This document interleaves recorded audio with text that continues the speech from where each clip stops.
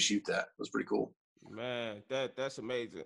How did you not become a crazy child actor? What do you think? What do you, because some people don't come out. And even if you had your down moments, you still like a phoenix. You rose from the ashes. Yeah. Yeah. But what do you think it was that kind of? For those who don't know, we were a part of the Phoenix Foundation of MacGyver. That's why Right, we like right, straight up. Appreciate Sorry, you doing continue. Yeah, no, but what do you think it was? Because some child actors don't really, they have a fall off, or maybe they acting doesn't elevate. Oh yeah. So I mean, that's something like, what do you think it was, or you did, or that kind of? This is always, yeah. I mean, sorry to interrupt you. But, no, go for it. I can throw a couple of theories out there. First of all, there's one big part of my life that a lot of people don't know about. I tell people personally, it's definitely not public knowledge. And I did have a rough patch, and it was right before MacGyver. Still not going to go public with it right now, but it did happen. But I also will say that I was raised really well. There's sometimes I see actors and they have families who are trying to take from them, or they have families who weren't there. This is not a judgment. This is just, this is how it is. And I have been so fortunate to have family that never asked for anything. I mean, my mom, I've helped her out with some stuff, and she tries to pay me back. I'm like, Mom, this is why I do what I do. Right. You know what I mean? So, and not just that, my cousins, my extended family, they're just great. I was raised really well, and I had a positive upbringing, whether or not I was cynical about it growing up or not. And I'm very thankful for that. And the other thing is too, I'm really, really reckless about throwing myself into challenges without thinking about them first.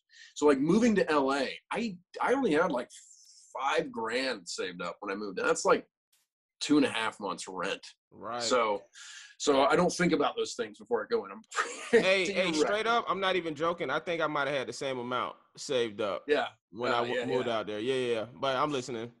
Yeah, no, same. And then, there was, just stuff that I think there's just certain things where I just throw myself into them without thinking about them. But then that forces me to adapt and because I'm kind of flaky, actually, if I'm given the option.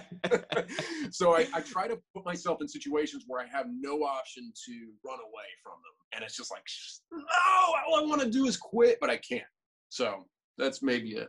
Well, yeah, man. And for anyone that don't know, his parents are phenomenal, man. Great human beings. Like, his mom reminds me of my mom, because she'll like all your posts. She likes all my posts, So, but she's super, super supportive. And I know what it's like to have a mom that really is your number one fan, Yeah. Yeah. 100%. Yeah. Yeah. And your brother's incredible. I mean, and so that was great, that your brother was able to come on and be your assistant and be there with you, Yeah. And I used to think about that, you have someone there to help protect you. If something ever is to go down, your brother is going to be there to be like, yo, no, this not cool. And we'll fuck you up if need be. Your family. yeah, exactly. But I thought about that. I used to think about how cool that was, and just something for me, like, when I get my show, to kind of have that support system around. Absolutely. Absolutely. Yeah, man. Especially, well, thanks for saying that. Thanks on behalf of my family, because they would appreciate hearing it. I'm sure they'll listen to this at some point, and they'll be like, wow, that's great. Yeah, it's they'll be like, Justin just told a bunch of dick jokes all the time. If you get past that, just scroll to it's an hour and just he says nice things about you guys. All right. X-Men series. How did that come about? I know you referenced how you was mobbed overseas and they saw that, but how did that project come about? And what was it like being a part of a franchise of that magnitude? See, it just reminded me of a funny story. I remember, so I went in the audition. I hope I don't get in trouble. I don't think it'll matter, but this person might not even be there anymore. But it was a casting, probably executive. And I walked in and I did the audition. And back then, you know, let's see. I had like hair that was like down to here, you know? I was walking around like this. So I did the audition. That was a very Bieber look just now. You just yeah. Yeah. And it was pretty much like that. And because what was I? I think I was 19. Where are you at right now? What city you in? Baltimore. Oh, nice. I love Baltimore, man. Performing. Dude, right?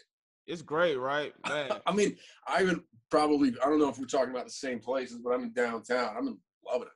Yeah, no. I performed in that area. I've been to Baltimore like 3 times, man, performing. One time I was a feature, one time I was a headliner, and one time I performed in a city a little outside of Baltimore. But I mean, the crowds were crazy. Yeah. But anyway, back to your story. Yeah, where I was. So I had my hair down, and I went in and I did the lines. And back then, the lines were like written because it was like top secret, so it was like ridiculous lines. It had nothing to do with the story. And then this person was like, I don't know, I don't see it. Well, can you flip your hair back? I mean, here's a brush. Go back and slick it back. So I slicked it back, said the lines the exact same way, and there we go. That was brilliant. That was it. That was great.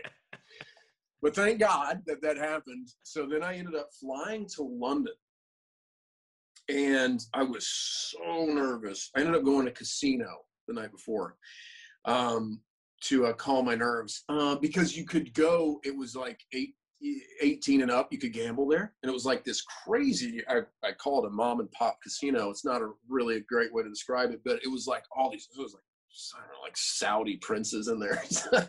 But it was just like tiny, and it was just like this contained area. I loved it, and it got my nerves down enough that I was able to,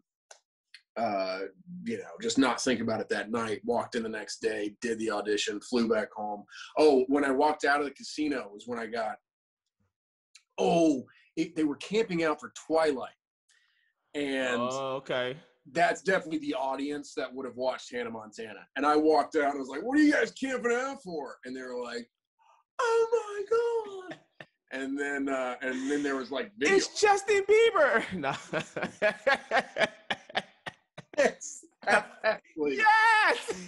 Exactly.